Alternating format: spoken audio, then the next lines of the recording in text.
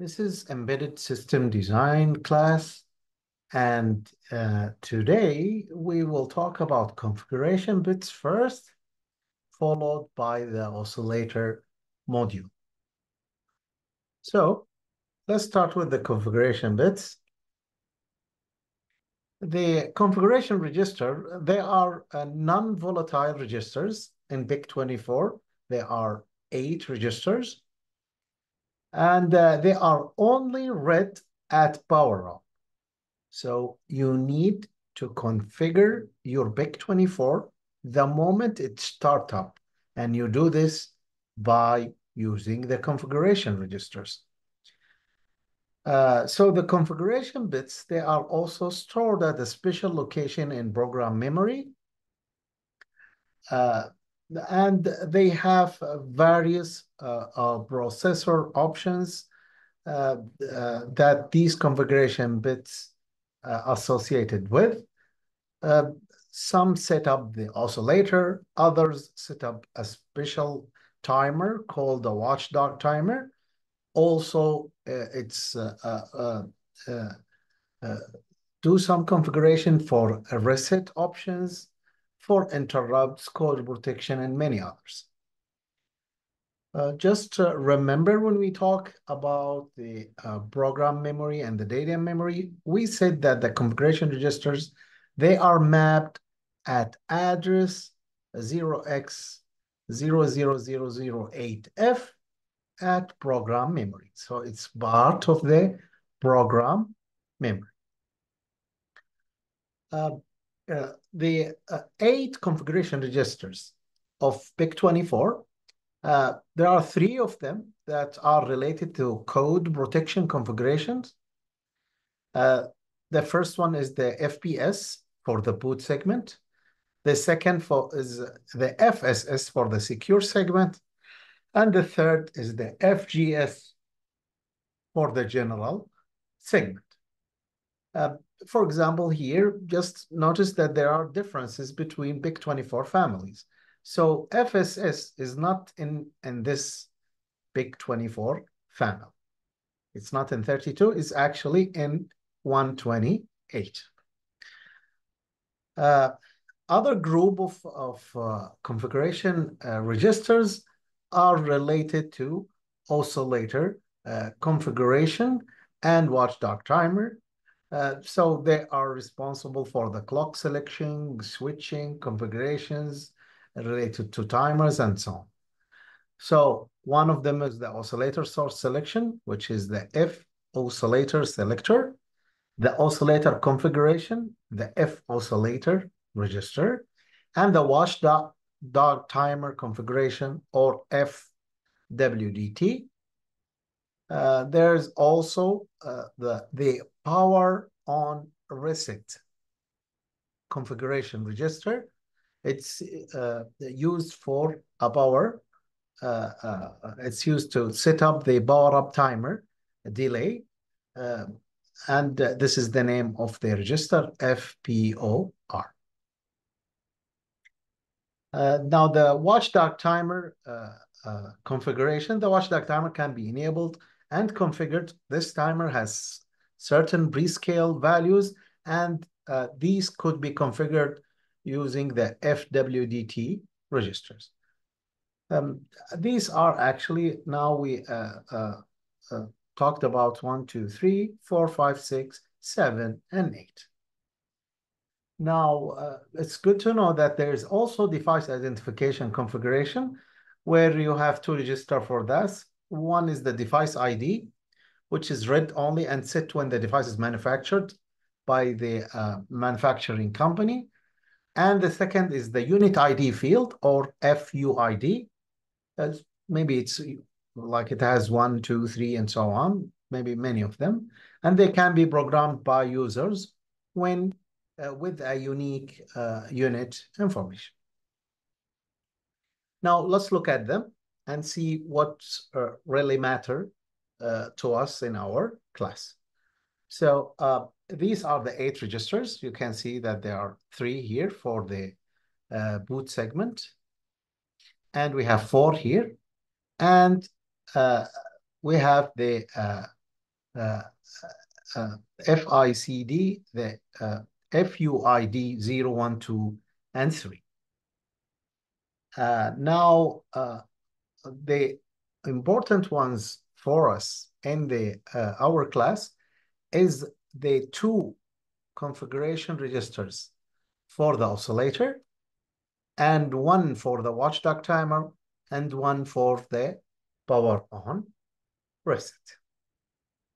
Now, this is the 8 registers here, and also the ID ones for the BIC24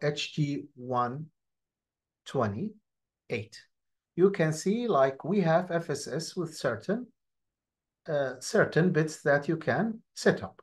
And if you want to see the details about the segments, you can go back to the data sheet. In our class, we will just focus on these 4. For the others, we will just keep them default. Now, that's for the 128. For the 30, you can just focus on the FSS for now. You will see that in the 32, which is this one, it doesn't have the FSS. So it's normal. One of the configuration registers are not defined for a certain BIC24 family.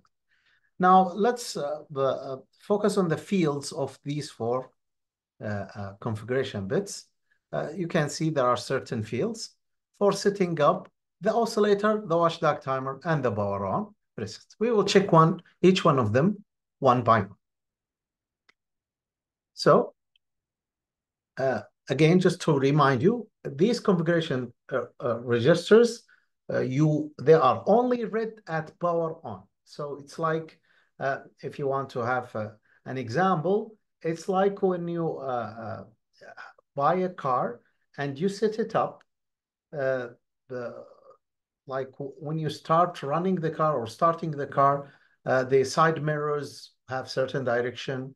The seat itself has maybe 1 or 2 modes and things like this. You can see that this happens automatically because it's stored somewhere, and whenever you start the car, they are called and initialized. Similarly, for the BIC24, these configuration registers will be only read when when the BIC24 is starting up. Or what we said, it's on the power on reset. So let's see the fields for each one of them one by one. This is the first one. This is the first register, the F oscillator selection. And going back, you can see that there are 2 fields here. For the next one, we have 4. And for the watchdog timer, we also have 4. And for the power on reset, we have only 2. So it's like 2, 4, 4, and 2. So let's check them out. The first one is the 2-speed oscillator startup enable bit. If it is 0, the startup device, or you will start up your BIC24 with the user selector oscillator source. We will see after we finish with the configuration bits, we will check the oscillator and we will see there are so many options and sources. So if you choose 0 here, you will start directly with your user selected source of the oscillator. If 1, then there is a switch between 2 sources. So first, you start up the device with 1 oscillator source. It's called the FRC, and we will check it when we talk about the oscillator. And then you automatically switch to whatever you choose as a user. So just in short, either you start directly with your choice, or you start first at FRC and then you go to your choice. Now, maybe you will ask why starting with FRC? FRC, one of the cheapest option, and also one of the fastest in terms of appearing in the oscilloscope if you measure this frequency. Now for the next one is the F oscillator, for the F oscillator selector. The first one, it's called actually the IESO, that's the field. And for the next one, it's called F new oscillator. So that's the new oscillator. So this is the initial oscillator source selection bit. Now, if you said that, okay, I'm selecting an oscillator source, what are these sources and how can I choose? These are the sources, you can see them here. We have the internal fast RC with the boost scaler, the internal FRC with divide by 16. We have the LBRC oscillator. We have the secondary LB oscillator, the primary with 3 options, either crystal or high speed or an external clock, with PLL or without PLL. Similarly, also for the FRC, if you compare this one here with this one, you can see that, or maybe you should compare this one with this one. This is the FRC with PLL, and this one is without PLL. So you can see that there are options for the primary and for the FRC, either with PLL or without PLL. Now, there are so many questions here. What is PLL? What do we mean by FRC? What do we mean by LP, which is the low power? And how can we use them? What are the frequencies for each option? And things like this. And we will detail this soon when we talk about the oscillator. Now, if you pick one of these choices, you pick it by choosing its code. So if you choose, for example, 100, that's the FRC with PLL. And you put this value here in this field. Next is the 4 fields for the F oscillator. Now, you can see here the F CKSM is the clock switching mode. This is the clock switching mode.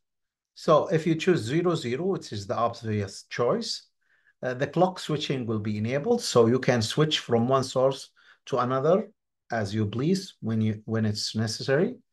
And also the fail-safe clock monitoring, like you monitor if the clock failed or not, because the clock is the beating heart of your microcontroller. So you should be monitoring this heart. So the fail-safe clock monitor is also enabled. Now for other options, we are not going to use them. Like for here, the switching is enabled, but the fail-safe is disabled. And for this one, both of them are disabled. So the good choice here, as I said, is 0 and 0. Now for the next one is the IOL1 way, which is the peripheral pin select configuration. You have 2 options. Either you allow multiple reconfigurations or you allow only one reconfiguration. As a developer, when you work with BIC24, you should allow a multiple reconfiguration when you reprogram BIC24 to do certain job for a certain subsystem until you're sure what you want to do, and then you can switch to the other option. Now, for the next one, this is the oscillator IOFNC, which is the second oscillator pin function bit. If you choose 0, then the oscillator 2 is general purpose digital IO, meaning that you are not using the secondary oscillator pin. And we won't use the secondary oscillator unless in a very specialized purpose. So usually you will make it 0. If you want to use the secondary the oscillator, then you have to make this equal to. The next one is the a primary oscillator mode select bits. As you can see here, if you choose primary, there are three options. So how to differentiate between them? By using 2 bits here. And if you choose 0, 0, that's the external clock. If 1, 0, that's the crystal oscillator mode. If it is 0, 1 is the high-speed crystal oscillator mode. And if it is 1, 1, then you are disabling the primary oscillator. Of course, this field will be meaningful only if you choose the primary oscillator source. This is for the oscillator configuration registers, and you will call this the moment you start up your BIC24 with this option. Next, we have the watchdog timer on the power on reset. So in the watchdog timer, the first field is the watchdog timer enable. If it is 0, then the watchdog timer could be enabled and disabled. And this happened by software. And we will discuss this later. If you use the low power RC, it can be disabled by clearing the software, the software. This is for software. The software watchdog timer enable bit in the RCON register. We have the status register, and one of them is this one here. And you can disable and enable using this field. If you choose one, then the watchdog timer is always enabled. And this is called a hardware enable. So here you cannot use the software mode. Usually you give the power to yourself to make the watchdog timer enabled and disabled by software. And this is very critical to know exactly when you power on your system, what is the status of the watchdog timer. And you will see this when we talk about the power saving modes. Because the watchdog timer, one of its functionalities is resetting the BIC24.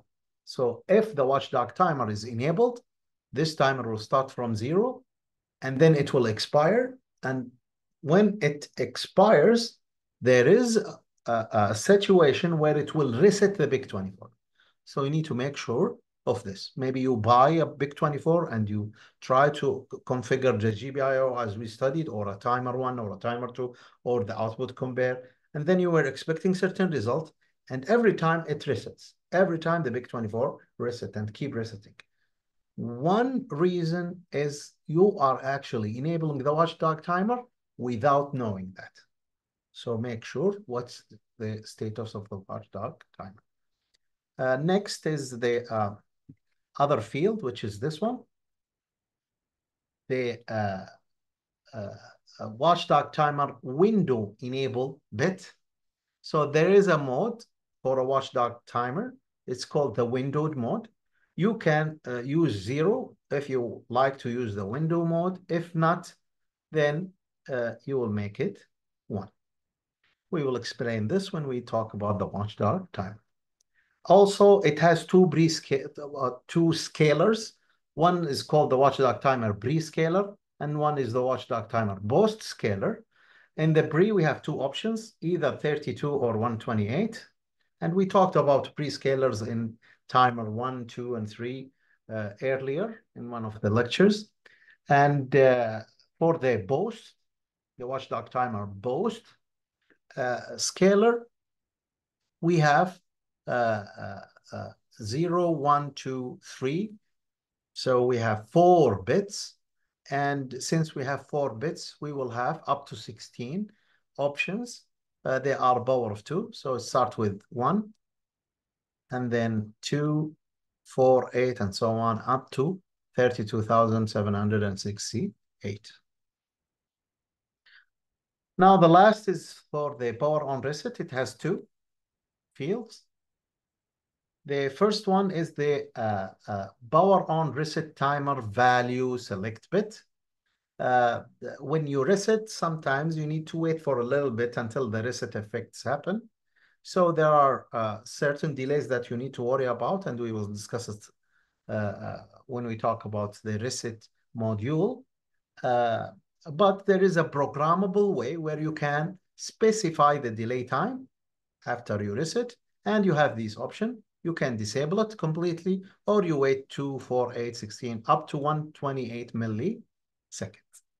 And these are the 3 bits that you can configure. Also, we have the alternate I2C pins. And the I2C is one of the communication module. If you choose for the power on reset, this field value equal to 0, then the I2C is mapped to these 2 pins, which is the analog or the ASDA1, CL1 pin, one for the data and one for the clock. If it is 1, then they are mapped to these 2 pins. So it's a change of mapping. If you don't care about it, and this is what we will do for now until we reach to the communication modules later, we will choose this to be 0. Now, to understand the importance of the configuration register and how to set them up, let's have an example.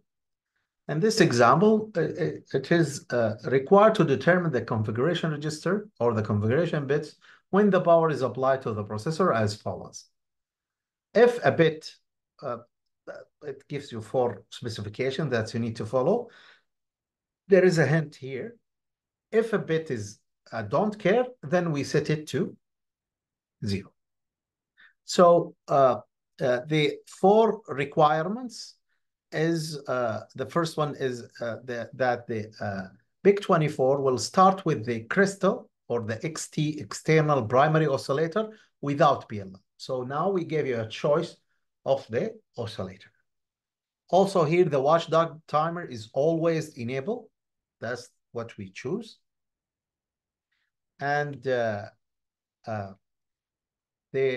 watchdog timer period should be as maximum as possible. So make the pre-scale and the post-scale of the watchdog timer the maximum value. Similarly, for the power on reset, we want it to be the value of the timer or the delay that we need to wait we want it to be as maximum as possible. So let's check this here. How did we do it? For the oscillator selector, and I show it again here in this slide. So the oscillator selector, we have 2 fields. For this one, we choose the appropriate choice, which is the crystal, and it's the primary oscillator without the PLL. If you go back here, you will see that the primary without the PLL is actually 0, 1, 0. So you go here and you say that this is my choice here. I will choose 0. I will choose 0, 1, 0. This is 3 bits. Now for the last bit, it didn't specify anything. I followed the hint and I will set it to be 0. Now the next one, we have the F oscillator. And for that, we have 3 fields. The one that we need to configure is the first one, which is 2 bits. And we need to choose the crystal. Going back, the crystal is this choice, which is 1 and 0. And this is what we will do here. We have 1 and 0. For the rest, we didn't specify anything. So we will choose 0 across the board. So here 0, here 0, and here is also 0 and 0. Also, it's important to allow the switching and the checking for the faults or the failures in the oscillator. So the 0, 0 is a very obvious choice. For the boss, as we said, we will choose 1 and 0. For the one here, we said that we will choose 0, 1, and 0, and this one is also 0. Now, for the watchdog timer, we said we want as maximum as possible. So for these 4 bits, I'll make it 1, 1, 1, 1, which is 128 seconds, I believe.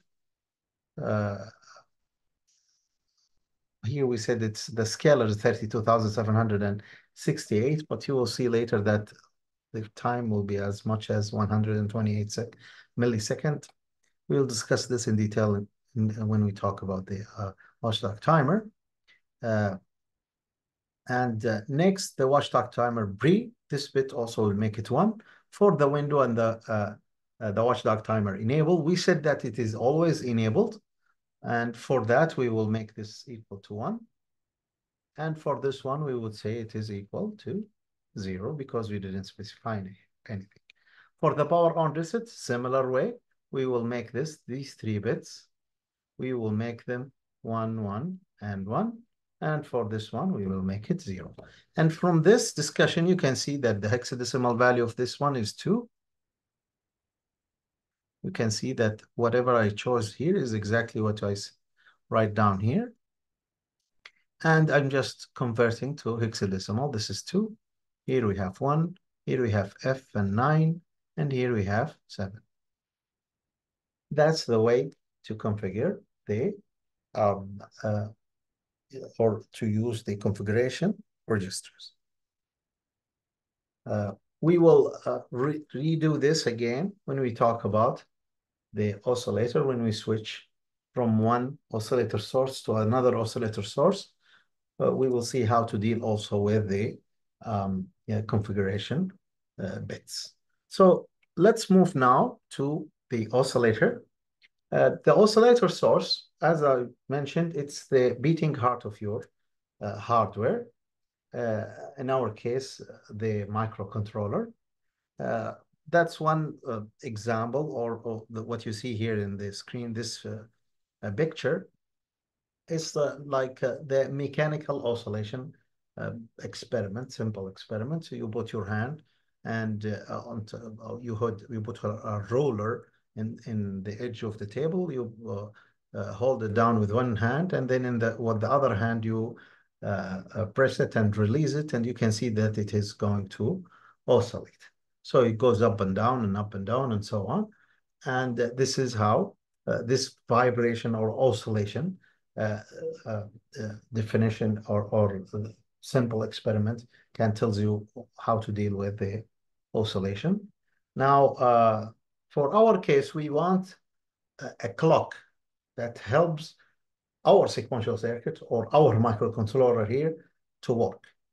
So we need to know what the oscillator module can help us with.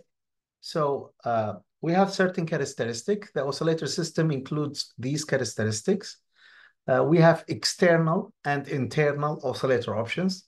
So we have some options internally inside the microcontroller. Some of them should be supplied externally. So we need certain pins that can supply it for the microcontroller. We have the on-chip phase locked loop, or the PLL. And the job of the PLL simply is to boost the frequency or increase the frequency. We have also on-the-fly clock switching between various clock sources. So while you are running your code, while the microcontroller is running, you can switch from one source to another source. One source with a certain frequency to another source with another higher or lower frequency. We have also the dose mode for decreasing the instruction cycle clock, or the FCY. And the reason for this decrease is to save the system power. We have also, especially if you're, that's usually what happens with the systems, if you have a battery, you want to save the life of this battery, and you do this by making use of the dose mode. We also have the fail-safe clock monitoring, or the FSCM. This detects the clock failure because it's a very critical event. If it fails, everything cannot work anymore. So once you have you detect the failure, it permits safe application recovery, and also, and usually it's either shut down or restart. We have a non-volatile configuration bits for the clock source selection, and this is what we just discussed about, which is the configuration registers for the oscillator.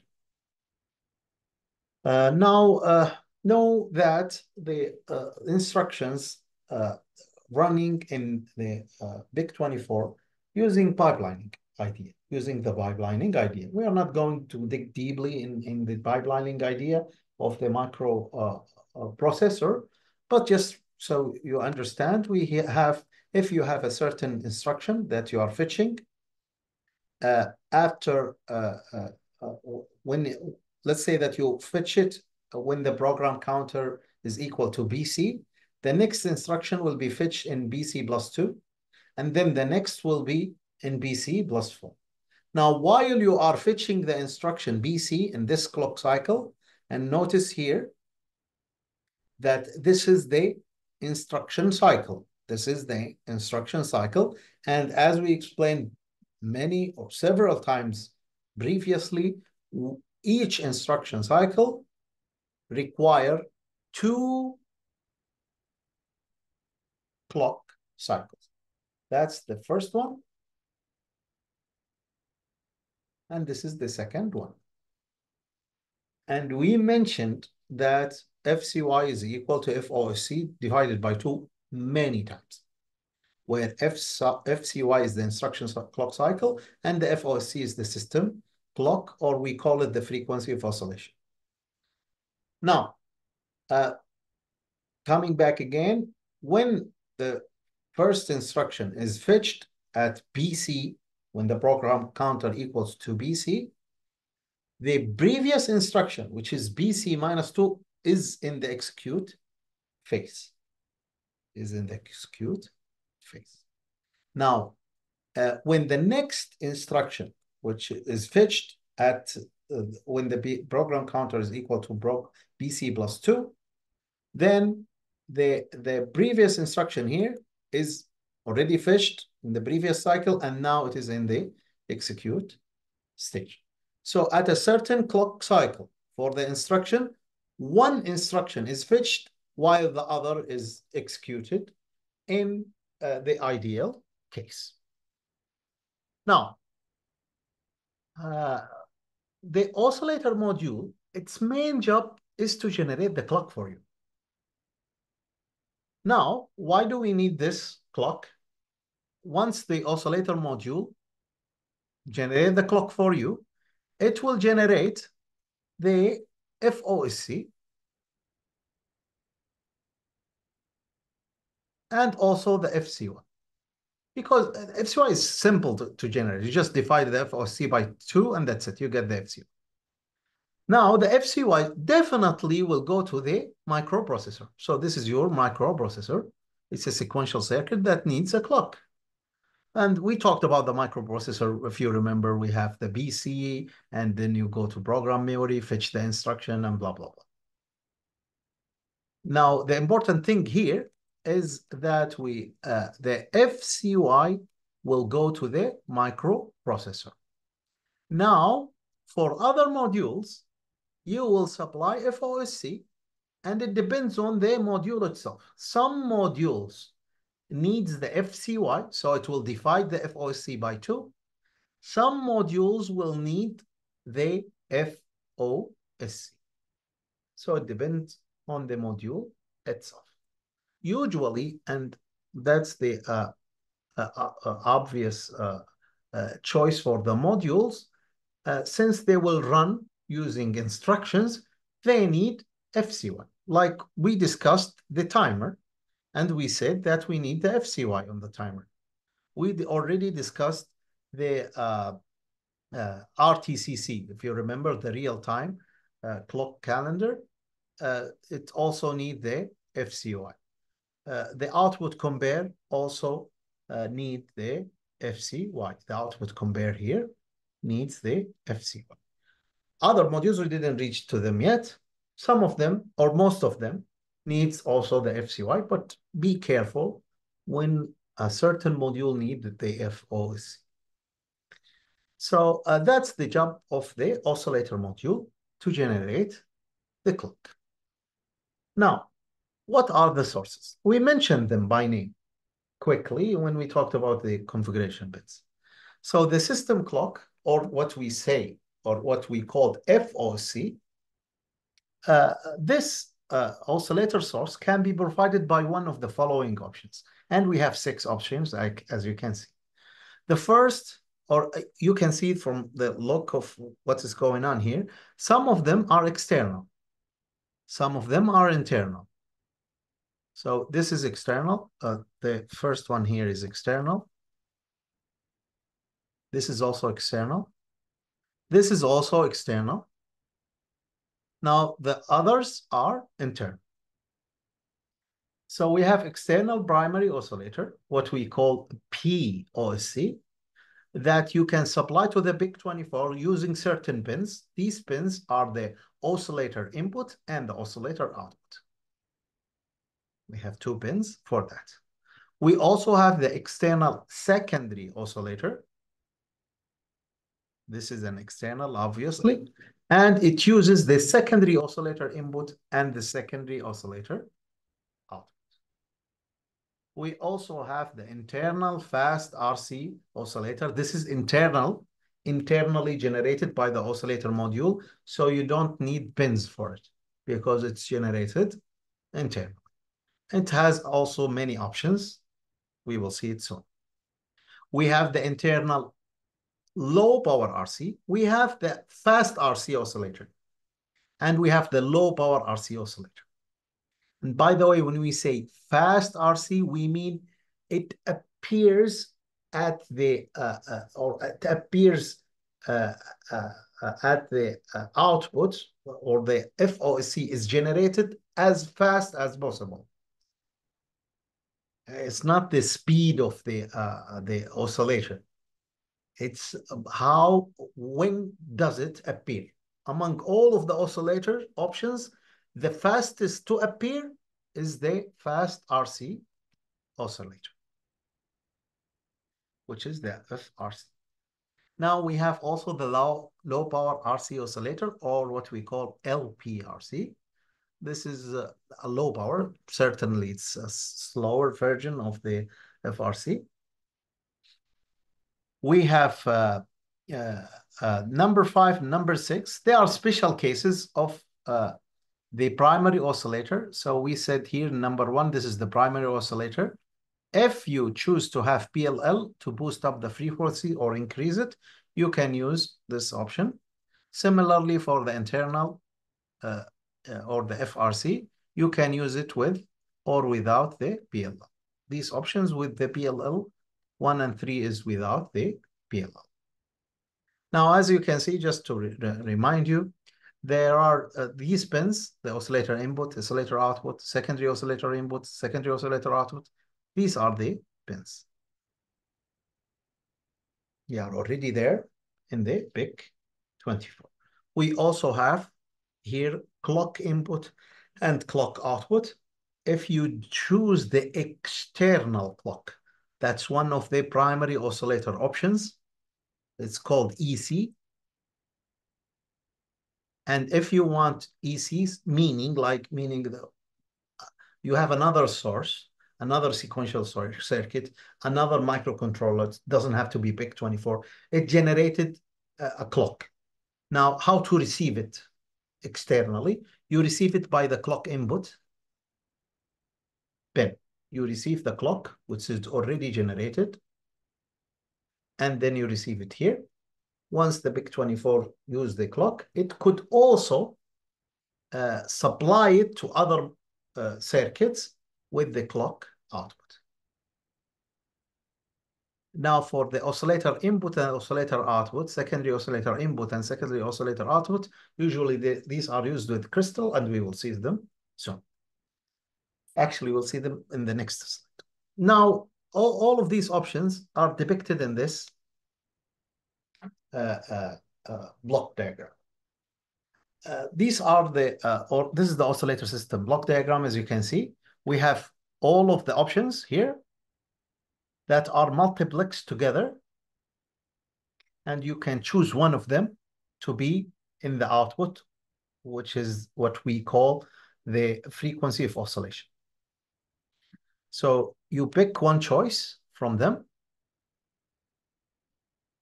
by supplying the selection lines. And in the selection lines, you would see that the F in OSC, that's from the configuration bits that we just discussed. The example that I gave you, we said that we will use 0, 1, and 0. And if you have 0, 1, 0 here, it will choose S2, which is this one. And you can see that the S2 is the primary oscillator. You can check with the example again. So whatever choice you choose here, when the system is on the reset, it just powered up. This is the power on reset status. Then you can use the FNOC field to choose one of these options. While you are running, there is no reset. You were running at a certain point, you decide to change the oscillator option. You were running in one source and you want to switch to another source. You can do it by clock switching, and you supply the new oscillator source by the NOSC field. And we will see that when we talk about the special function registers of the oscillation. Now, in case the system failed, if the system failed, no more heartbeat, no more clock. In that case, one way to reboot the system quickly is to choose S0, which is its code will be 000, and this is actually S0, which is the FRC. And we said that the FRC is the fastest to appear. It's the fastest to appear here at the output. So now we talked about the multiplexing. We also, it's good to mention the dose. Now, notice that this is the FOC. If you divide it by 2, then you will generate FCY, definitely. Now, you can dose it. You can have a lesser version of the FCY, or its frequency will be either halved or divided by 4 or 8 or 16 and so on, up to 128. This is for saving power, and we will talk about this again when we talk about the power saving mode on the reset module next. So you see that one of the outputs is the FCY. Here, the outputs, the general output is the FOC, and we have also the FCY. It could be exactly the same or dosed with other options, 2, 4, and up to 128. Now, what about the sources? What about the whole thing here? Now, to understand it better, I'll take it one by one, starting with the first option. So the first option is the external primary oscillator. It's highlighted, as you can see here. Now, the oscillator or the primary oscillator, this is an external source, so it needs 2 pins to be supplied to the BIC 24. We have the oscillator input and the oscillator. We have the oscillator inputs and the oscillator output for that. Now, the primary oscillator, we have 3 options for it, or 3 modes. The first one is called the XT mode or the crystal mode. It's a medium speed oscillator. It's work with crystal. The crystal is usually is represented using this electrical model. It has capacitance, and you can see that it's a crystal moving along a capacitor. It has, whenever there's a voltage difference between both of them, then it will oscillate like the ruler that we just explained. So you connect one end to the oscillator output and one end to the oscillator input. And then this way, you will have the clock generated for the big 24. Now, what's the frequency for this mode? You have the choices from 3 up to 10 megahertz. Next mode is the high-speed oscillator, or the HS mode. Again, it's a crystal, but now with a higher frequency from 10 all the way to 40 megahertz. Next, we have the external clock source. That is, if the clock was generated by another microcontroller or by another sequential circuit or by any other means. If it is already generated, something like this, you can input that to the BIC24 using the oscillator input, or what we call clock input as well. The other name for it is the clock input. And we said that here, the clock input. Okay. So now we have wide choices here of frequency from 0.8 megahertz up to 64 megahertz. But it's not a good option. We use it only if we must use it. The reason is you have no idea how is it generated from the other sources. Also, once you are supplying that to the BIC24, then you need to worry about synchronization as well. So use the external clock only in special cases when you are forced to use it. Otherwise, if you like to use primary oscillator, either use the medium speed oscillator or the high speed oscillator. And the range here for the medium, you can see it here from 3 to 10, or you can read it here, 3 to 10 megahertz for the crystal and 10 to 40 for the high speed. Now, the next source is the external low power secondary oscillator.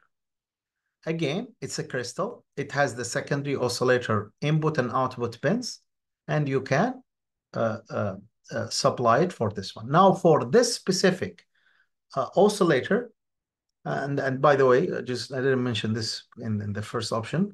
This is one crystal that you can see in one of the PCBs, the printed circuit boards. You might see something like this. You might confuse it with capacitance. Sometimes this is an oscillator crystal.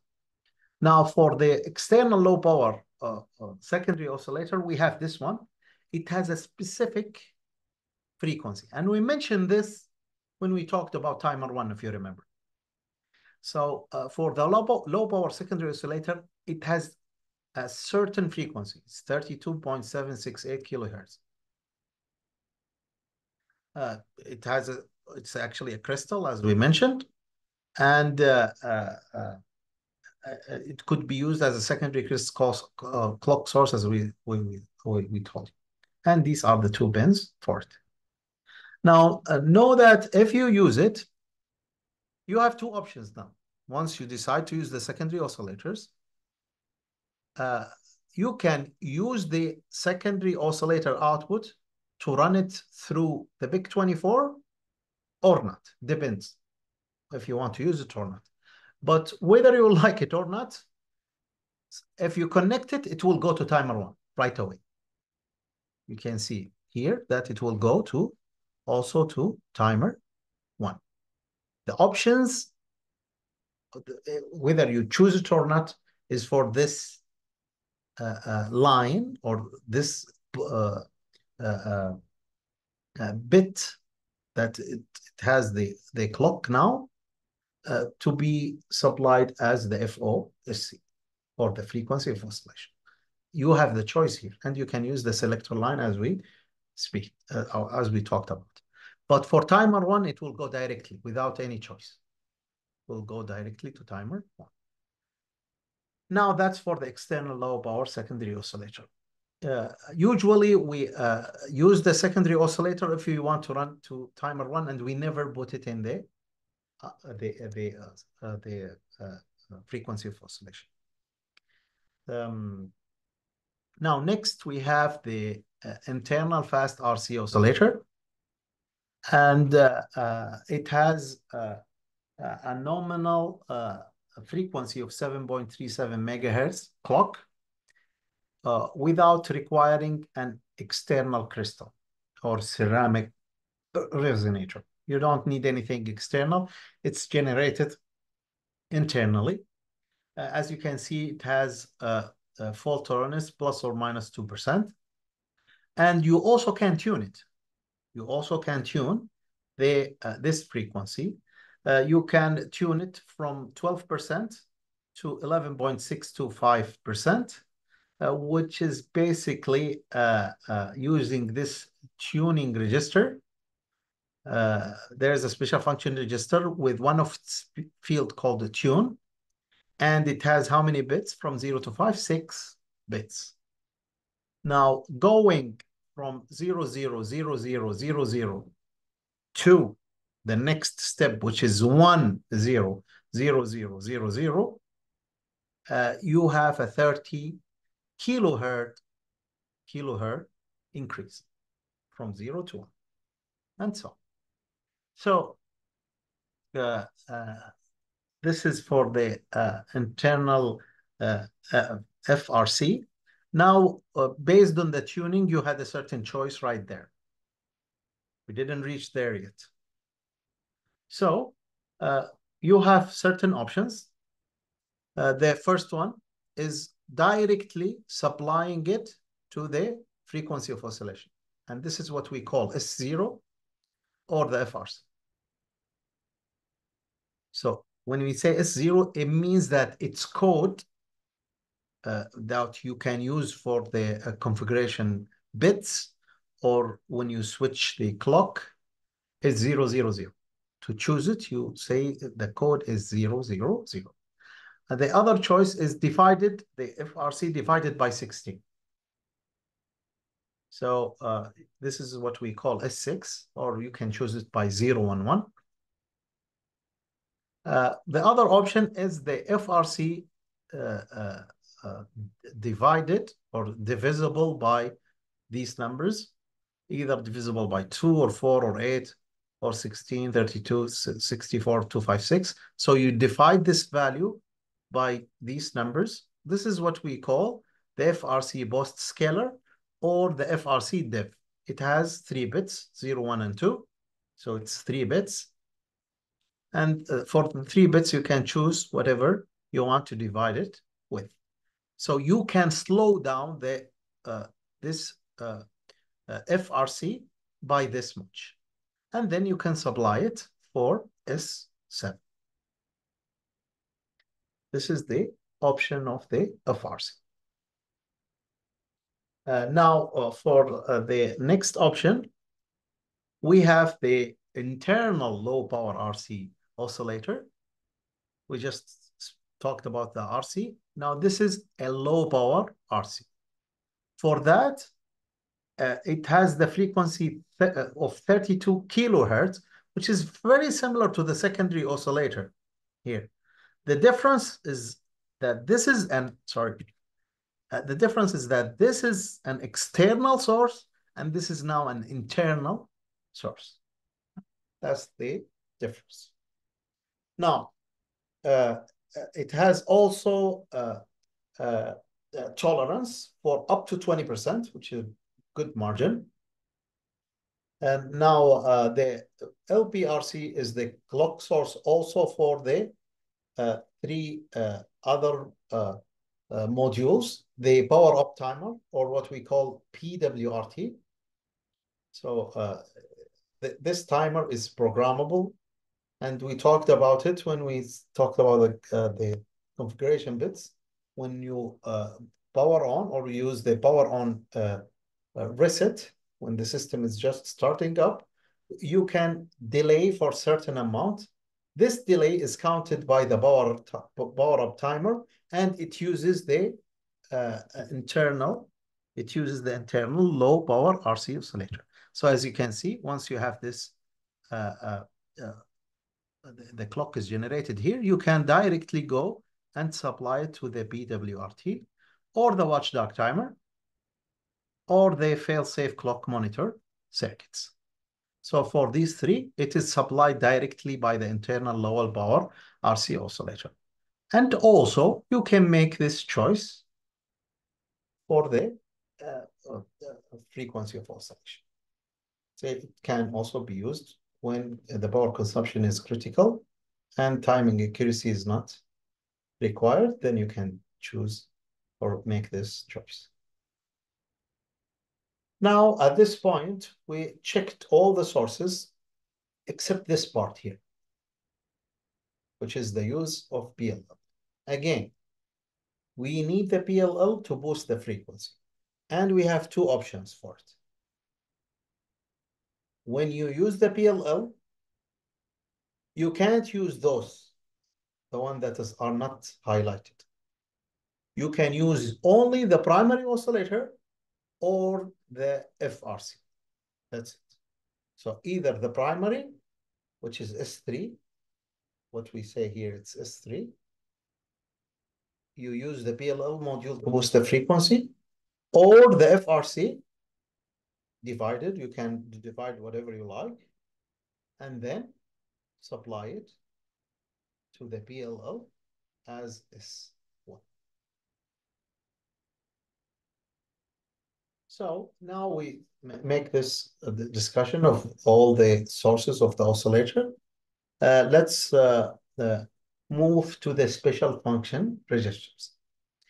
So this is just a repetition of what we talked about, the configuration registers. So we have the F oscillator selection, and we have two fields for it. They are again defined here. The FNOSC, or the new oscillator source, the selection bits, as you can see now, the FRC is 0, the code is 0. For the FRC with PLL, the code is 1. For the primary oscillator without PLL, the code is 2 in binary. And for the oscillator with the PLL, the code is 3. I want to stop here just so you can compare it to this. So now you can see that for the FRC, the code is 0. The FRC with PLL, the code is 1. The primary oscillator, the code is 2. And the primary oscillator with PLL, the code is 3. So also you have this one, the IESO, or the internal startup option bits. Either you start directly by your selection, or first you start with FRC and then move to your selection. And we talked about it before. Similarly, for the FOSC, now we have 4 fields. We have 4 fields. The one that you need to be aware of is the primary oscillator mode selection bit. If it is 0, 0, then that's the external clock. If it is 1, 0, that's the crystal or the medium crystal.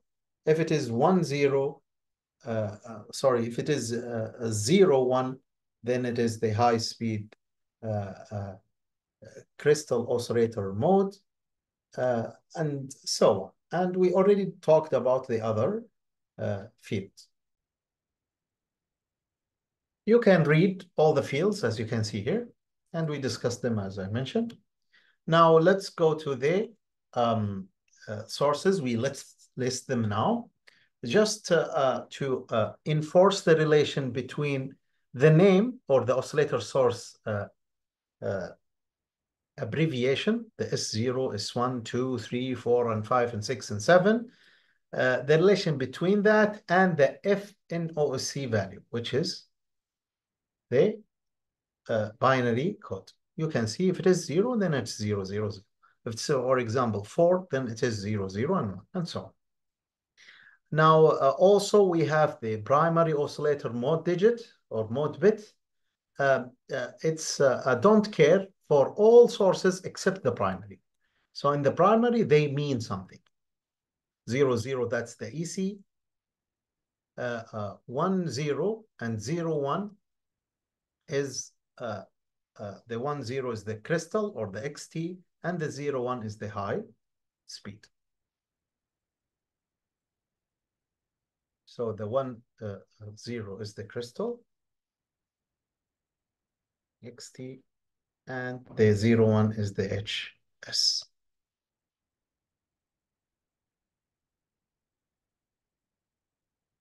You have also the option for the FRC, one normally and one with PLL. For the primary, either you use normally or with PLL. This is why in the primary we have the same code again, and here because we have options. Now, the way to select a source, we said that we have a multiplexer and we have codes, and we pick up the codes by moving to the special function register and record it in the field. What about the PLL? How to boost the frequency? How to configure it to increase the frequency, and so on. Also, we need to discuss the switching and how to program it. So let's check the PLL first. We have the PLL block diagram. This is the block diagram. We have a PLL pre-scaler. We also have a PLL post-scaler, and we have PLL divisor or diff. PLL diff. And we will call them from now on PLL pre, PLL post, and PLL diff. The frequency, how to boost the frequency, usually you supply an input frequency, the Fn. This could be a crystal or an internal FRC. So either it's an internal FRC or the primary oscillator source, which is usually a crystal. So these are the choices that you have, either primary or the FRC. And this is what we've talked about. The PLL only comes with the FRC or with the primary oscillator with its 3 mode selection. Now you choose the Fn. This is the value of Fn. You usually know exactly what is it. And you usually know what is the output that you want. What is the frequency at the output? In the table here below, you can see that we started with these two options one time with the 737 or the 7.37 mega hertz with certain tuning. So that's the Fn. And we want the maximum frequency, which is about 80 mega. 80 mega. That's one option. Another option, we started with 8 mega and we want to boost the frequency to 80 mega. We can do this by PLL. Now the question is how. To understand how, we need to look at the block diagram and how we are doing this. So we have an Fn and we want a certain required frequency of oscillation. It goes through a block, which is the PLL prescaler. It has 5 bits. This is in its special function register field. it has 5 bits from 0 to 4, and it divides the Fn by from 2 to 33. 0 and 1, 0 means the frequency will be static and you don't want that. So we cross out the 0. And 1, it means that you're not doing anything. The Fn will go as Fn here. So we start from 2 up to 33. Since we have 5 bits, we have 32 options from 2 all the way to 33. Now, there is a certain requirements for this PLL, for our BIC24 microcontroller. We want the frequency that comes after this block, which we call the F reference or the F ref. We want it to be between 0.8 all the way to 8 megahertz. Now, after that, we have a small block here. It's called the phase frequency detector. That's an electrical circuit that we don't want to go through. Anyway, there is a block, actually 2 blocks, and a feedback.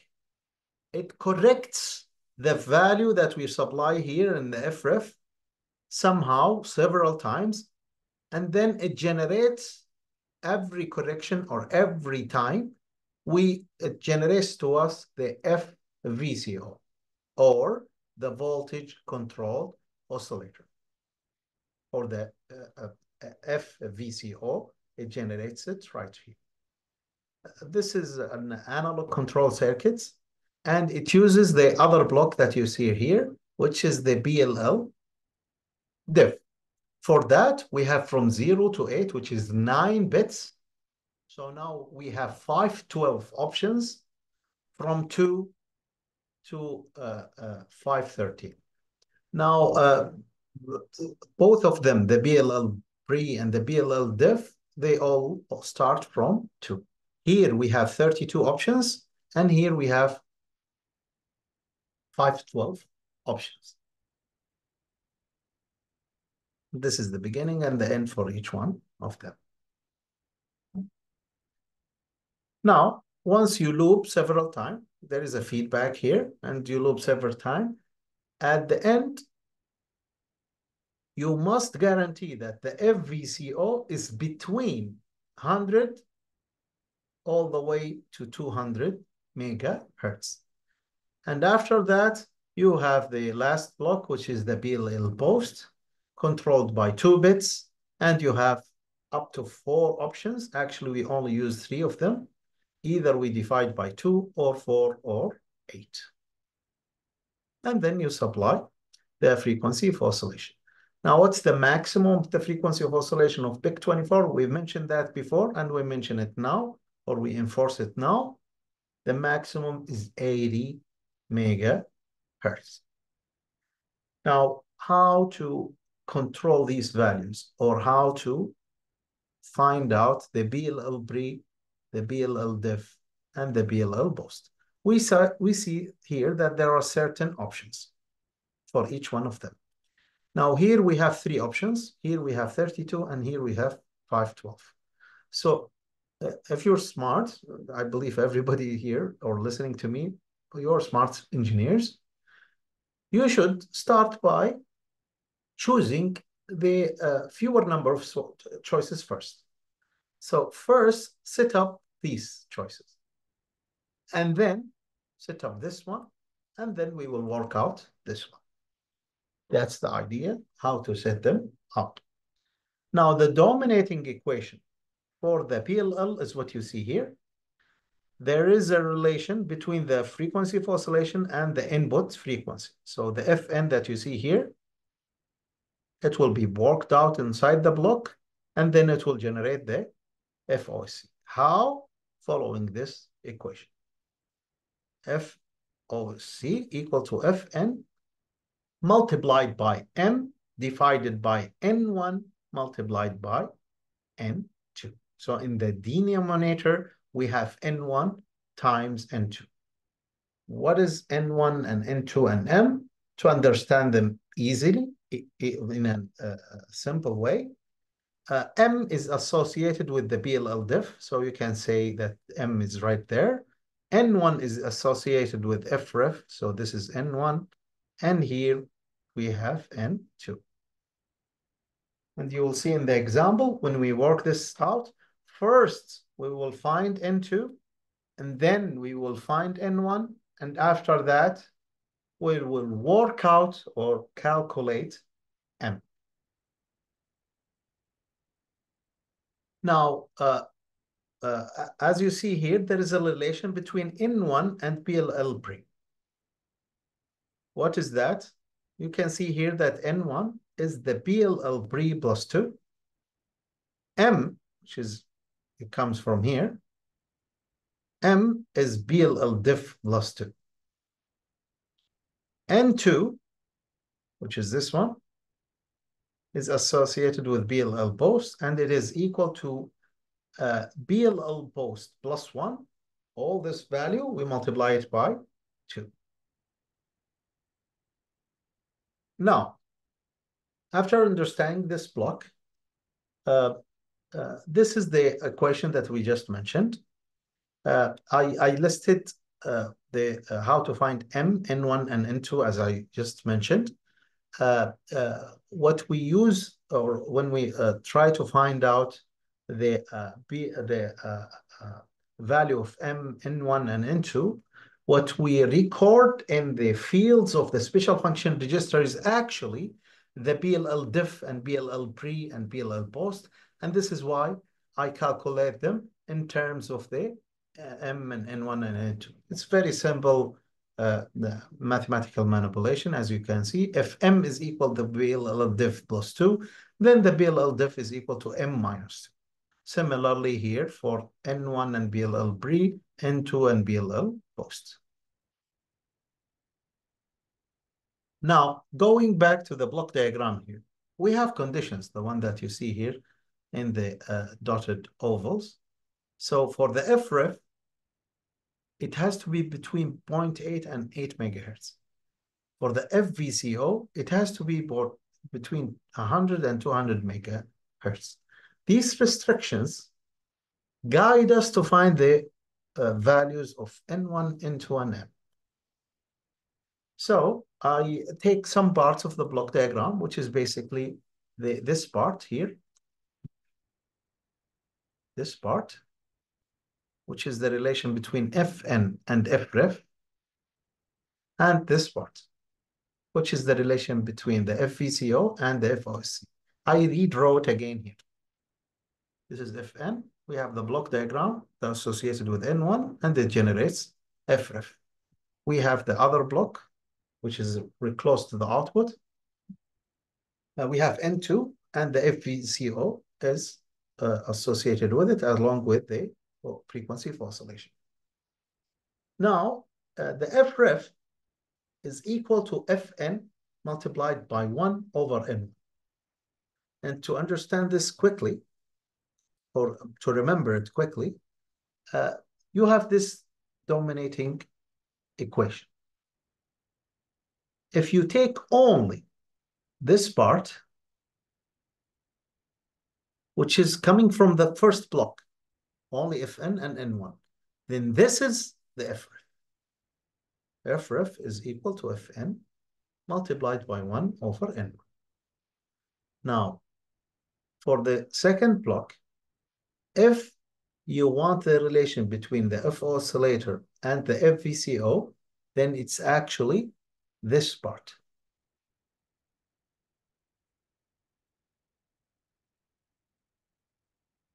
It's this part. Sorry, shouldn't take the FOC. It's this part. This part here is actually the FVCO. So the FVCO is equal to Fn multiplied by M divided by N. So if you take Fn and you divide it by N1, that's the F. If you multiply it also by M, then that's the FVCO. And that's actually why we say, from both of them, this is why we say M is equal to FVCO divided by FREF. Now, how to get FREF? Now we know. We get the Fn and we multiply it, or we divide it by the value of n. That's really quick. And we make sure that it's in range between 0.8 and 8 megahertz. Now for the FVCO, we know this equation and this equation. This is the F oscillator. I just copied this one here.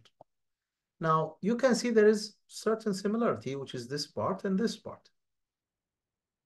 And from that, we can say that FVCO is actually equal to FOSC multiplied by N2.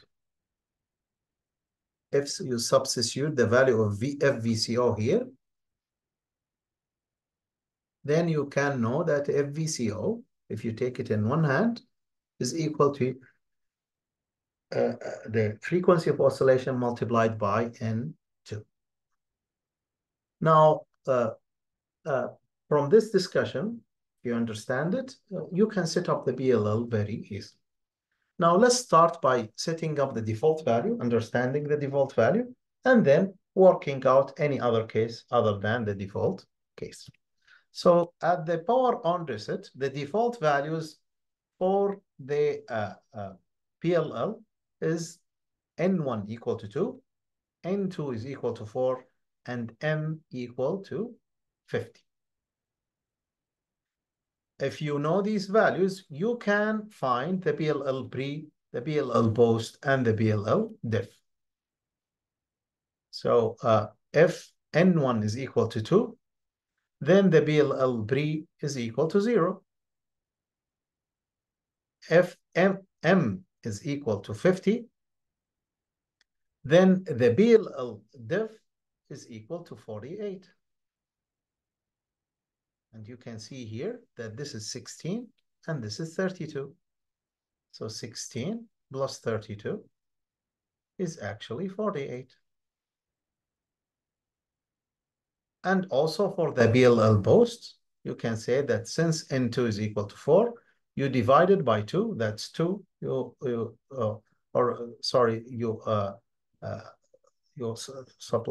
apply this relation. So you divide the 4 divided by 2, that's 2, minus 1 is equal to 1, which is this value.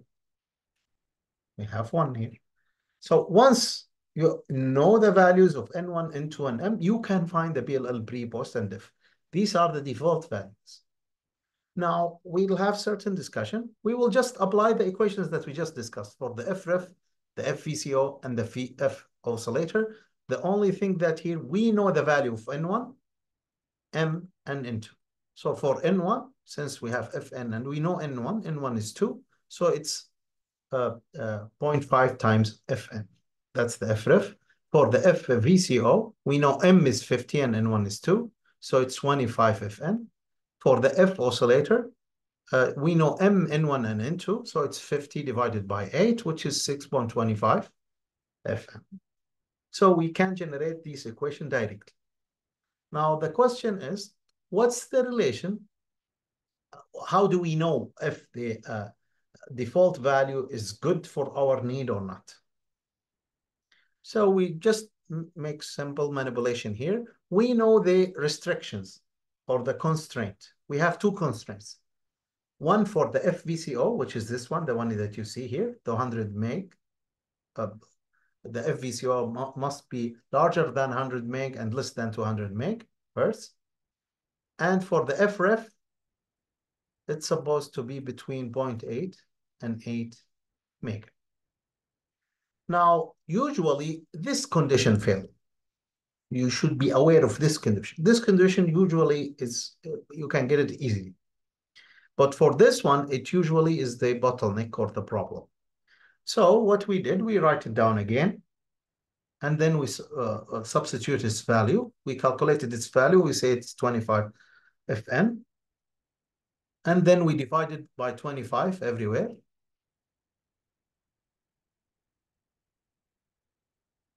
Since it's a positive value, there is no change in the directions. So for this one, we got 4 meg. For this one, we got 8 meg. what do we mean by this? What's the conclusion that we can come up with?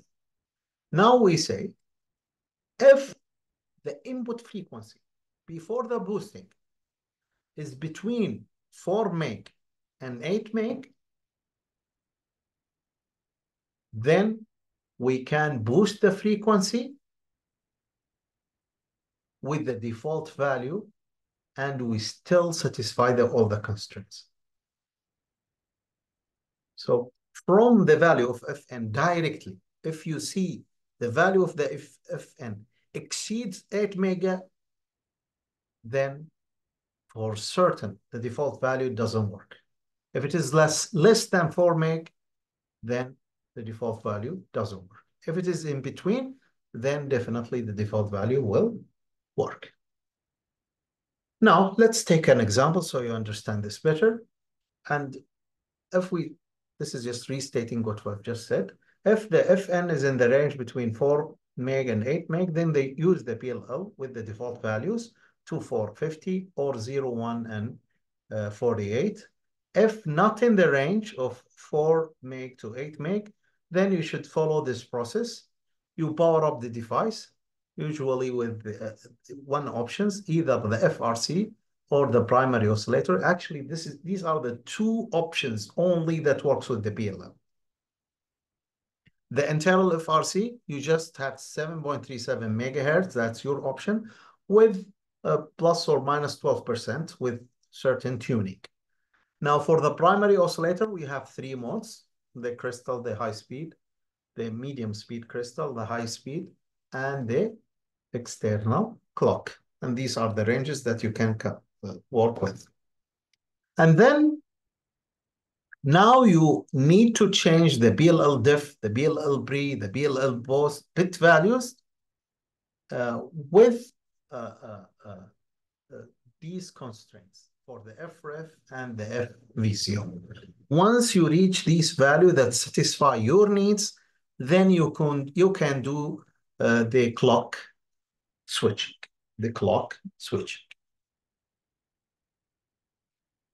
Okay, so let's have examples. Let's say that the Fn, your Fn, is the high-speed crystal, which is 10 megahertz. Let's say that we choose 10 megahertz, which is actually on the edge between the crystal XT and HS. Anyway, we say that it's high speed, 10 megahertz, and the frequency of oscillation that we want at the output is 80 mega. So there is boosting from 10 meg all the way to 80 megahertz. Now check if the default values works. So what we say, okay, this is the FOC that we need. Just so you know, if you want to find the value of the FCY, then it's 40 meg. So you multiply 2 by 40 to get 80 megahertz. So if you were asked about the FCY, it's going to be 40 meg. Now let's check the default power up preset or the PLL setting values. If we choose the default value, which is 0, 48, and 1, and that's for N1 equal to 2, 4, and 50. That's what we discussed. Then the FREF value is going to be Fn divided by N1, or F1, Fn divided by 2. 10 mega divided by 2, that's 5 mega, well between the 0.8 and 8 mega. So that's okay.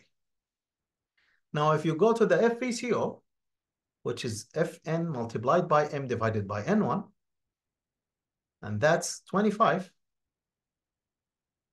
multiplied by Fn. Now, the value of Fn is 10. 10 times 25 is 250 megahertz. And that doesn't satisfy this constraint. It's above 200 megahertz. And this is why we can't use the default values. Actually, you can figure it out directly from the value of the Fn. The value of the Fn is 10 megahertz. It's not between 4 mega and 8 megahertz. And since it's not between these two values, then the default value won't work. And this is what we can say, that the default value, they're not going to work because the FVCO is way above 200 mega. Or we could say the same thing in an equivalent way. Fn is not between 4 and 8 meg. So now the default value doesn't work. What to do? What the thing is to do is we should start by this constraint, which is the FVCO. We select the PLL boost scalar to meet the VCO frequency requirement. So it's between 100 and 200 meg. So first we set up N2, and that's what I was talking about before. It's the smart way is to set up this one first, which is the N2. And then we set up N1. And once we set up N2 and N1, we can find M. So we start with this one. That's the first step. Second step, we find N1. And then the third step, we get M or calculate M. So this is what we are going to do for this example. We choose the first choice of N2, which is 2. We have 4 choices only, 2, 4, and 8. These are the 3 choices that we can make. So we try N2 equal to 2. From that, FVCO is equal to 2 times the 80 meg. 2 times 8 is 160. Well, between 100 and 200 mega, so it's valid value. Now we will move to N1. We chose the first option, which is N1 equal to 2. And from that, we found out that FREF is equal to Fn divided by N1. FREF is 200 or 10 mega divided by 2, which is 5 meg. 5 meg is between 0.8 and 8 meg, so it's valid.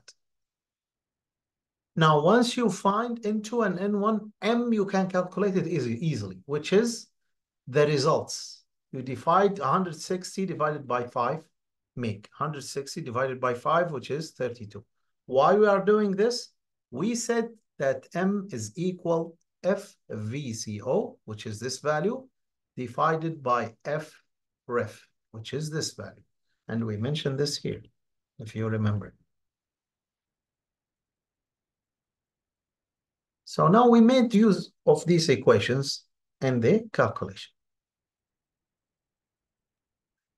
Now, once you specify the value of M into N1 and M, now you can find PLL post, PLL pre, and PLL diff. We must find them because this is what we are going to write inside the fields of the special function registers. So you calculate the PLL post. In our case, it's 0. The PLL pre, it's 0. And the PLL diff is 30. We can also check. I found M to be 32. N1 and N2 is equal to 2 and 2. So 32 divided by 4 times 10 mega. This value will be 8. And if you multiply it by 10 mega, it's going to be 80 megahertz. And this is exactly what you want, which is actually the maximum frequency of PIC 24. This is the way to do or set up the PLL in our microcontroller. Now, it's important to say that this is not a unique solution. Somebody else might use other values of N1 and they are still valid. If you change the value of N1, this will change the value of FREF, and then this will in turn will change the value of M. Similarly, you might find, if you try N2 is equal to 4, which is the next option, then 4 multiplied by 80 is going to be 320 megahertz, and this is invalid. So we have only one option. Sometimes if you have the input is a lesser value, less than 10 megahertz, maybe 2, 3, or 1, then even 4 will be valid, and you will have many solutions. The bottom line here is the solutions that you might reach correctly is not unique. If, for example, we have two engineers and we ask them to set up the PLL, they might have different setups and both of them are correct. Okay, let's have another example. Let's say that now the input is 7.37 megahertz and we want 80 megahertz. Again, we set up N2. The value is 160, valid, same thing, because the output is the same. Now for the input or the FREF, if we will choose N1 equal to 2. So now that's 7.37 mega divided by 2, and this gives us 3.69 megahertz, also valid between 0.8 and 8. So that's also valid. Now we can find M. That's the reason actually I gave you this example. If you find M, you will find it has a fraction. So it's 43.36. Now the value of M, from the value of M, you will generate the BLL diff.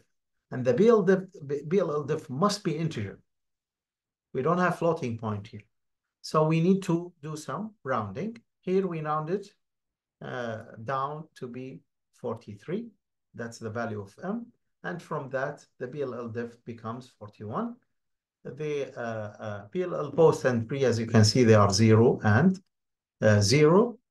Now, if you try to calculate the FOSC from this setup, which is the M equal to 43, N2 is equal to 2, N1 is equal to 2, and you plug it in the equation, you will find out that the value or the resulting value of the frequency of oscillation is not 80 mega, actually. It's 79.22 megahertz, which is a little bit shorter than 80 megahertz. And that's acceptable because we did some rounding. Now we know how to set up things. We have our choices. We know how to work with PLL, but we don't really talked about the special function register of the oscillator modules. The only special function register that we talked about are the configuration bits for the oscillator, which only read at the startup. But what about if you were in the middle of calculation or in the middle of running your microcontroller and then you want to switch the clock source? What to do? So for that, we have some special function registers. We have the oscillator controller or the oscillator control registers. It's called OSC control or CON. That's the name. It has some fields, some for clock switching, some for the to do the switching. You need to know the current clock source and the next or the new clock source. Also, you need to do certain setup for the PLL that we just discussed. And for the PLL, we have the clock divisor register or the clock diff. The clock divisor controls the dose mode and selects the PLL pre and the PLL post. The PLL diff, it has its own special function register because it's 9 bits. So since it's from 0 to 8, it needs a special function register by itself. We call it PLL FPD, and that's for the PLL diff. Also, we mentioned many things that we are setting up in the oscillator. One of them is the tuning, which is the oscillator tuning of the FRC. And there are many other things as well. We talked about them when we talk about the block diagram of the oscillator. So if you go back here, you can see that we have this field that we need to set it up. We have this one. And there are many choices that we need to work with, like the new oscillator option here, and many other things, like the BLL div, the BLL pre, the BLL post. Where to find these? We will check now each one of the special function register one by one. So let's start with the oscillator control register, this one. We'll check its field. We have the most important two fields, these two. I make them 4 bits and 4 bits. So when you write it in hexadecimal, each 4 bits will be a hexadecimal digit. So in the high or the most significant byte of the oscillator control register, NOSC is for the new oscillator selection, and the COSC is for the current oscillator selection. And it has the same options that we just discussed. So you should know what's the current oscillator that you are running on, and then what is the next or the new oscillator that you want to change to. Also, we have certain fields, the one that you see here. We have 6 of them. And they are defined as you can see here. The first one is the oscillator switch enable bit. If it is 0, then the oscillator switch is complete. If it is 1, you are actually requesting the oscillator switch to selection specified by the NOSC. So you are giving the newer or the next the new oscillator source, and then you look at it, this status bit. Let me call it a status bit, so you understand its importance. So at the beginning, when you prepare for the clock switching, you look at this bit. You make it 1 at the beginning, and you wait for it to become 0. Once it's changed from 1 to 0, it means that the switching is complete and you're done. Okay. What else? We have this value, which is the LP oscillator enable.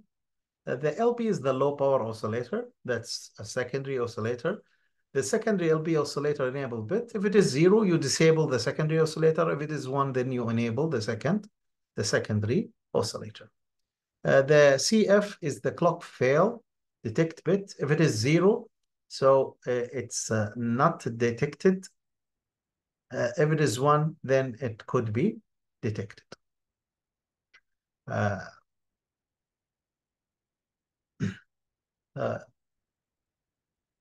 This is also, it's good to know that it is read or cleared by application.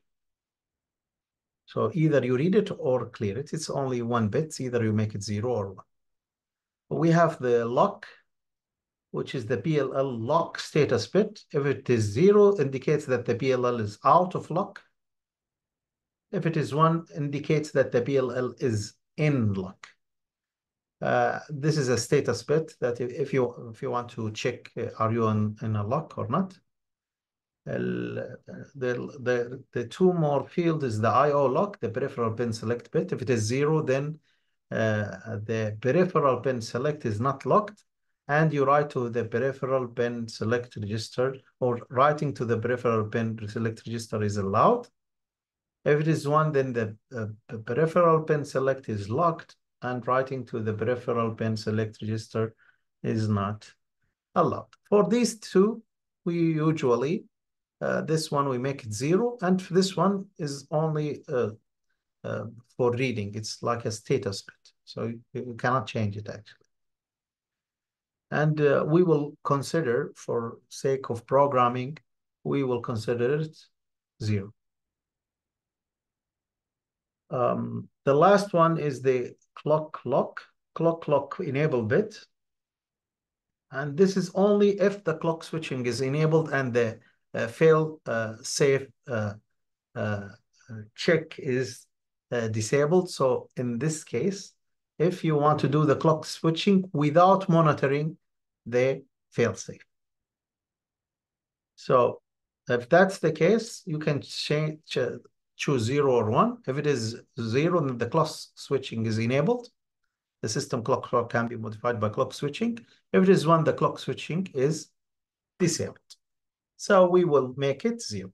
Actually, these bits usually are, we choose to make them 0, those 3 bits.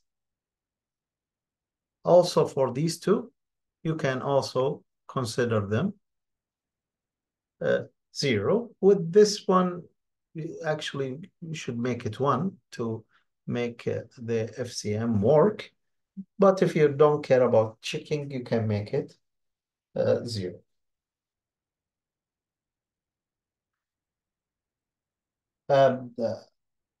But you could think about this as a status bit, as I said. So if it is a status, you don't have a control over it. So if everything is fine and there is no failure, the value will be 0. From this discussion, the conclusion is these fields are the important ones, the 3 fields. The current oscillator source, the next oscillator source, and this status bit.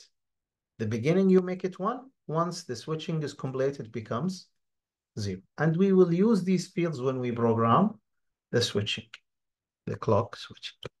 Next, just to mention the other fields, we saw them before, but we don't know where are they. Now you know that we have a special function register called clock div, and you have the BLL pre with its 5 bits here. You have the BLL post with 2 bits, and these are the options as we explained before for the FRC div. The FRC div, you can have the FRC directly or divided by 16, or it could be divided in so many ways from 1 to 128. You can make it here, and it's very good to know that the default is dividing by 8. We have the dose enable. If it is 0, then the dosing is not enabled. If it is 1, then you are enabling the dose, and you can read the dose mode enable bit specification here. The dose options, you have 3 bits for that. I think I should mention, I thought these are the FRC diff, but they are not. Actually, these are the dose. We will see the FRC next. They are very close to this one. But anyway, the dose is these options, and this is what's the default value. Let's check the FRC. The FRC, again, it's divided by all the way to 256. That's the difference here. So that's the FRC diff. And we have the PLL pre and post. We have the DOS enable, as I mentioned. We have the ROI. The ROI, the recover interrupt bit, we will make it 0. We will consider it always 0 for our programming. And next, we have the BLL pre and post. And these are the post, the value of the BLL pre and post. I see here the BLL pre and the BLL post. The BLL post, we have only 3 options, 2, 4, and 8. 0, 1 is reserved, it's not used.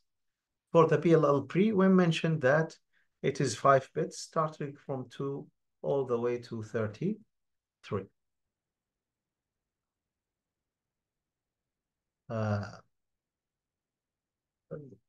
So now you know the clock diff fields, these fields, and whatever setup you're choosing, you can plug it in this special function register. For the PLL diff, which is 9 bits from 0 to 8. You can see these 9 bits. This is actually having a special function register by itself. It's called BLL feedback or FPD. So it's called the BLL feedback divisor bit, which is associated with M as we speak. And it has 9 bits. And you have from 2 all the way to 513. And the default, as we said, is 50. The oscillator tuning. We said that the FRC, there is tuning bits, 6 bits. The tuning bits are here. And we said that the tuning from 12% plus and minus. And you can see here, it says that in the nominal frequency, it's 7.37 megahertz.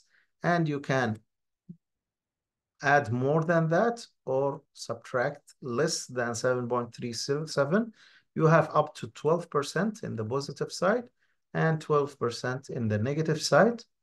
Now, for the each step, if you take any two that are next to each other, for example, this and this, you will see that the difference between them is 30 kilohertz, which is the each step. And that's actually why we don't, I think I make it the other way around. This is plus and this is, no, it was correct. So this is the negative and this is the positive. And you can see in the negative, we have up to minus 12%. But if in the positive, we have only, we are actually one step shorter than 12%. So it's actually 11.625%. If you take more than that, then the next step will be the 12%, but we don't have enough bits because we have 6 bits, and that's the nominal. We have the nominal and more steps here, and we have also more steps in the positive side.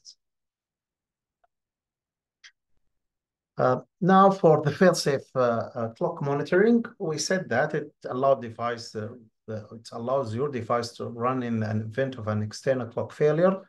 So even if you have a failure, the system clock directly will choose the FRC. It will output it directly.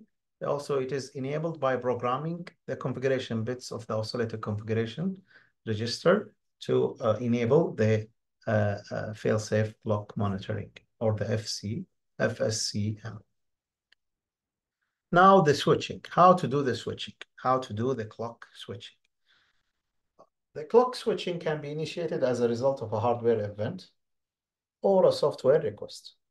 So maybe something in the hardware happened and you need to do switch. You are forced to do a switch, or it's just your choice as a programmer. You want to run some certain code with a frequency and other codes with another frequency. This could happen this way or that way. So two-speed startup sequence upon the power on reset, which initially used the internal FRC oscillator for a quick startup, and then automatically switch your choice. And there was one of the fields on the configuration bits for that. Also, you have the fail-safe clock monitoring. If a failure happened, automatically you switch to the FRC. Or if you want to do the switching as a programmer, then you need to specify the new clock source and the current clock source as well. So you go to the new clock source, which is in the oscillator control, or the oscillator control special function register from bit 8 to 10. And then setting the bit for the first bit, the least significant bit, you set it to make it 1. And once it becomes 0, it means you complete the switching. Now, how to program the switching? To program the switching, we need to execute the unlock sequence to allow a write to the high byte of the oscillator control register, which basically is a fancy way of saying you need to set up the current oscillator source. Second, you need to set up the new oscillator source. And these are actually in the most significant byte of the oscillator control special function register. The new oscillator is from bit 8 to 10, and the current is from bit 12 to 40. Once you set them up, you set the oscillator enable, which is the least significant bit of the special function register. You set it to 1, and once it's done, it will be 0. This is a waveform to describe how this happens. Let's say you have an old clock source with this frequency. And let's say that a new source is enabled right there. So the new clock source, it doesn't start directly in a very nice way. It was fluctuating a little bit. And then it becomes kind of trying to, and then it becomes a valid clock source. You can see from that the old clock source is slower than the new clock source. Now, we want to see what is the system clock. You can see here in the system clock, it was the old clock source all along until this point, and then you switch to the new clock source. How? You were waiting for the oscillator enable bit, which is the least significant bit of the control register. It was a 1, you set it up, you make it 1, and it remains 1 until you hit that point, which is, this point is actually, tells you that the new clock source is ready, or you are actually ready to switch to the new clock source. So at that point, you switch it to low. Once it becomes 0, you switch directly to the new source. That's the way in waveform. In the code, you do it this way. So these are the 3 steps. This is the first step here. You would say underscore built-in write oscillator control register, the high byte, and then you would write the low byte. And after that, you would wait, or you set actually the oscillator to make it 1, and then you wait for it. As long as it's 1, you will stuck in this while loop. Once it becomes 0, you get out of it. How did we set up the high? And what you see here, that's actually the new oscillator source, which is S5. Since it's 5 here, since this is 5, then this means that the source here is S5. Go and check what is S5. Here, that's the current, which is S1. Now, for the rest of the bits, we assume that they are all 0, except this one. We need to set it to make it 1. And we make it 1 here. And then after that, you just wait inside this while loop as long as the oscillator enable bit, which is this field, as long as it's 1, you are stuck in this while loop. Once you're done, when I say once you're done, it means that this one became 0. So this is no longer a true statement, and you need to get out of the while loop. At this point, the switching is complete. This is the way to do the switching. You can see that there are only 3 statements. This statement never changed. This statement also rarely change, because you need to set this up to make it 1, and then you wait for it. The only changes are here. One of the changes will be the new oscillator, and this one is the current oscillator. And let's have an example how to do this. So let's say that at the startup, the configuration bits was like this. This means that since you have 0, 0, 0 here, it means that you started with an internal FRC oscillator. Also, we have two fields that are important here. This field, it means that in case you are switching to a primary oscillator source, then you will use the XT. This is the primary oscillator mode digit. And this zeros, or this 0 means that you are enabling the clock switching. This is the configuration bits. Notice that they are defined globally outside of the main method. Now in the main method, what happens here, notice that we have the PLL values, which means we are using a PLL. Since we are using PLL, right away you know that you have only two options, either the FRC or the primary. Now, next we have the three switching statements that we talked about. Notice that this statement and this statement didn't change from what I've explained earlier. Here we have the options for the oscillator. The new oscillator option is the primary with PLL, which is S3. And the current is the S0, which is the FRC. And this is actually what we started with. So what we started with, we didn't change in the main. So we are moving from S0 and we want to go to the primary with PLL, since we have PLL. That's S3. And now we see the advantage of defining at the configuration stage that in case you are moving to a primary, you will use the crystal. That's the way to deal with the clock switching. And now at this point, we'll have more exercises just to understand what's going on.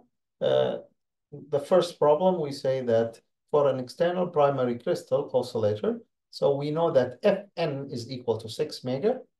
And the requirement here is to give 3 possible PLL bit settings. Again, what I said, that the solution is not unique.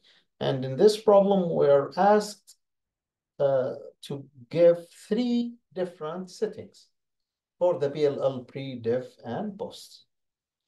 Now the FOC, or the output frequency after boosting, is 30 megahertz.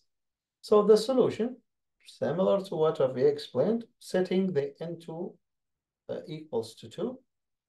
We should try 2 first. We should try N2 equal to 2. If you have 2, then 2 times 30. This will make the FVCO equals to 2 times 30, which is going to be 60 megahertz. And this won't satisfy the condition, and that's why we didn't have it. Now move to the next option, which is N2 equal to 4. And for that, you would see that the FVCO is equal to 120, which is valid. Now notice that we fixed N2. We don't want to change it because we don't have actually a room of change here for N2. Now for the FREF, we chose to make different settings for it. So I choose N1 equal to 2, N1 equal to 3. Notice that 4 and 5, I didn't mention them. They could have worked, but I choose 6, so I have the output, as you can see, 3 meg, 2 meg, and 1 meg.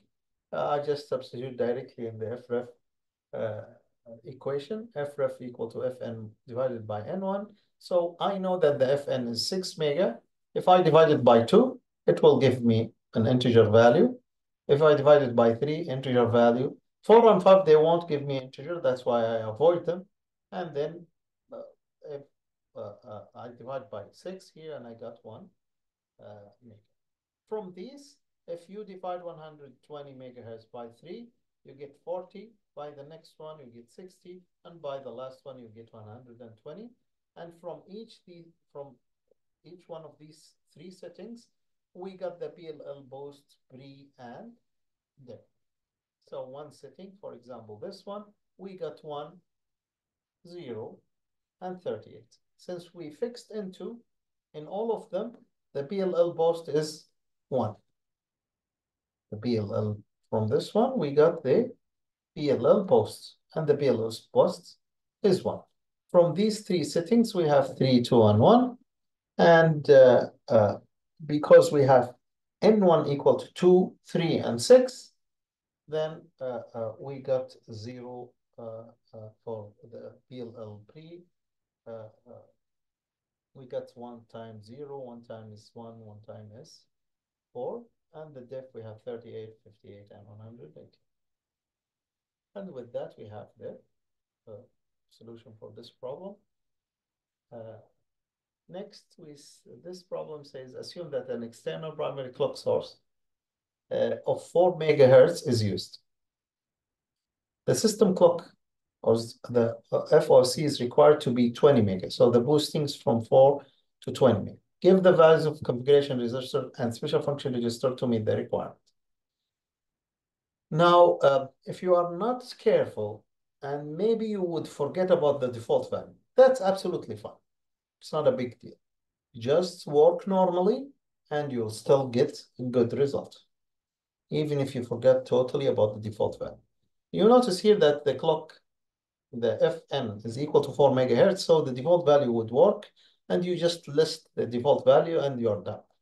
But in case you didn't remember how to do this, you would say that since the primary clock is 4 mega, it's in the 4 to 8 mega range, the processor can be started from the external clock, from the external crystal with PLL enabled. Why? Why do we start it with the PLL enabled? Of course, we will start it since we're doing boosting the frequency. We are moving from 4 meg to 20 meg. So we are doing boosting. We are increasing the frequency. So we need to enable the PLL. Now you have two options, either the FRC or the prime. So here we choose a primary with the crystal. So it's XT. That's our choice. And that's what we choose here. And because of this, we need add the configuration bits to make the NOSC is equal to 3, which is S3. That's the primary with the PLL enabled. And we need to choose the post or the primary oscillator mode digit equal to 1 for the crystal, since the Fn is equal to 4 meg. And after that, we work out the problem normally, finding the N2 first. We tried 2, we tried 4, and then we try 8. For this case, I choose 8. N2 is equal to 8. This gives us the FVCO is equal to 106. If you choose 4, 4 times 20 meg is equal to 80 megahertz, but that will fail because it's not in the range. So 2 and 4, they will definitely fail. And we end up here with only N2 is equal to 8. Now for the next scalar that we need to configure, we choose N1 to equal 2, which is actually the first choice. And from that, we got the FREF equal to 2 mega. We can get the M. 2 is fine. It's between the 0.8 and 8. So now the M is the division between 160 mega and 2 meg, and that's 80. So now I have the value of N2, N1, and the value of M, which is 80. And from that, I can get the PLL pre, the PLL post, and the PLL div, as you can see here. And this way we solve this problem. This marks the end of this lectures. In conclusion, we talked about the configuration bits, and we talked in detail about the oscillator module. how to configure them, what are the sources that I have, and how to do the clock switching, how to program the switching completely from the power on reset all the way until we have the new oscillator running. Next time, we will talk about the reset modules and the watchdog time. And we will talk about this in the next lecture. We also need to show the doze mode and the idle mode, the sleep mode, the power saving modes, all of these. We'll talk about them in the next lecture. So I'll talk to you next time.